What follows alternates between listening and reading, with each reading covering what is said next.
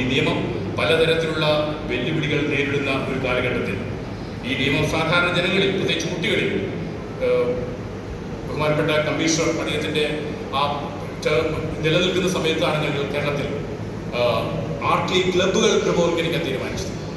അതിൻ്റെ എറണാകുളത്ത് Thevara Sacred heart കോളേജിലാണ് ആദ്യത്തെ ആർട്ട്ലി ക്ലബ്ബ് ഉദ്ഘാടനം ചെയ്തത്. അതുപോലെ സെൻറ് തെരേസസ് കോളേജിലും മഹാരാജാസ് കോളേജിലും അതിന് ക്ലബ്ബുകൾ ഉദ്ഘാടനം ചെയ്തു. ഇത് ആർട്ട്ലി കേരള ഫെഡറേഷൻ മുൻകൈ എടുത്തുകൊണ്ട് നമുക്ക് പരിചയമുള്ള, നമുക്ക് സ്വാധീനം ചെലുത്താൻ കഴിയുന്ന കോളേജുകളിലും വിവരാവകാശ ക്ലബ്ബുകൾ രൂപവത്കരിക്കുകയാണ്. കുട്ടികളെ തന്നെ ഈ നിയമത്തെക്കുറിച്ച് പഠിപ്പിക്കുകയാണ്.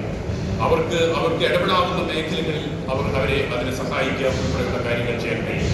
അപ്പോൾ ഇത്തരത്തിലുള്ള കാര്യങ്ങൾ ചെയ്യാൻ നിങ്ങൾക്ക് കഴിയട്ടെ എന്ന് മാത്രം ആശംസിച്ചുകൊണ്ട് ഈ സംഘടന കൂടുതൽ ജനഹൃദയങ്ങളിലേക്ക് എത്തുന്നതിന് കൂടുതൽ വിവരാവകാശ പ്രവർത്തനവുമായി ബന്ധപ്പെട്ട കാര്യങ്ങൾ ചെയ്യണം എന്ന് പറഞ്ഞുകൊണ്ട് ആർട്ട്ലി സ്കോർ ചാർട്ടർ ഉൾപ്പെടെയുള്ള സോഷ്യൽ ഓഡിറ്റിങ്ങിൻ്റെ ഭാഗമായി ഓരോ ഡിപ്പാർട്ട്മെൻറ്റുകളെയും നിങ്ങൾ സോഷ്യൽ ഓഡിറ്റിങ്ങിന് വിധേയമാകണം.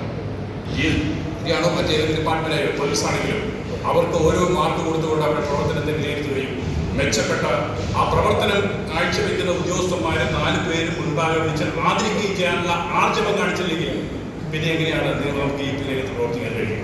അതൊന്നും ചെയ്യാതെ ഞങ്ങൾ വിവരാവകാശ പ്രവർത്തകരാണ് എന്ന് പറഞ്ഞുകൊണ്ട് നടന്നിട്ട് യാതൊരു കാര്യമില്ല.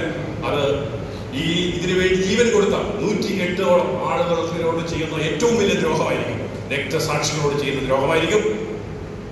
ഈ വിവരാവകാശ നിയമത്തിന് വേണ്ടി അഴിമതിക്കെതിരെയുള്ള പോരാട്ടത്തിൽ ബലി കൊടുക്കേണ്ടി വന്ന, ആ ജീവിതം തന്നെ ബലി കൊടുക്കേണ്ടി വന്ന സത്യന്റെ ദുബൈന ആ ചെറുപ്പക്കാരന്റെ ആത്മാവിനോട് ചെയ്യുന്ന ഏറ്റവും വലിയ ദ്രോഹമായിരിക്കും എന്ന് മാത്രം പറഞ്ഞുകൊണ്ട് നിർത്തുന്നു. നന്ദി, നമസ്കാരം.